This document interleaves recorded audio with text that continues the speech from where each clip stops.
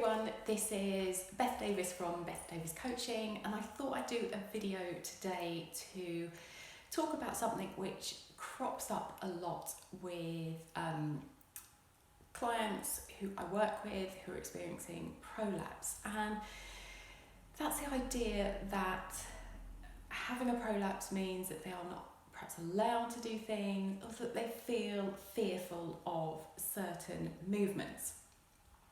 So what I thought I'd do is a little diagram on my blackboard talking about the idea of fear and how, if we're approaching things from that perspective, how actually it impacts on our pelvic floor. And then conversely, what's another approach that we could take that is completely different? So, if we're feeling fear, our brains are designed to want to keep us safe. There's the perception of a threat. And what happens is that there's the release of stress hormones. And that threat, that fear, that sense of stress can impact on a couple of things. So first of all, it can impact on our posture.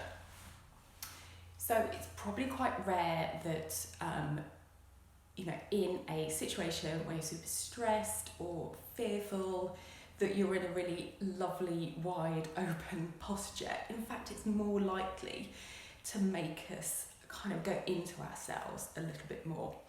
And coupled with the fact that we're likely to be more tense, be more stiff, our breathing patterns change. We don't have a lovely deep breathing pattern. That breathing pattern that goes along with stress and fear is a shallow breathing pattern. And those things kind of work together against us in terms of the ability to kind of access our pelvic floor muscles.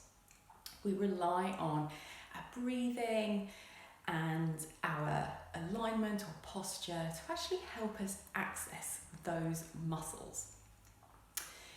So that can feel like quite a kind of negative place to be.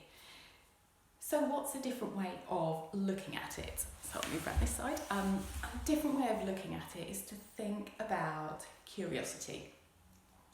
To think about how you can adapt something, whether that's a movement or an exercise. You can think about, what breathing pattern might I use? What position? Where do I put my feet? What am I going to do that is going to make this feel good for me? That could be playing around with the load. It could be taking the load away. It could be positioning the load somewhere else. Like, all of these different factors can come into play, as can the environment that you're in. I know that I'd much rather exercise in a gym than at home. I feel like that gym space is, for me, that feels like a really safe environment. And it's all around, what can we do so that the approach to exercise means that we're feeling good versus feeling fearful. So would love to know how this sounds to you all. If you want to pop a little emoji below, would love to see it. If you want to talk about any of this stuff, just pop me a DM and we can have a chat.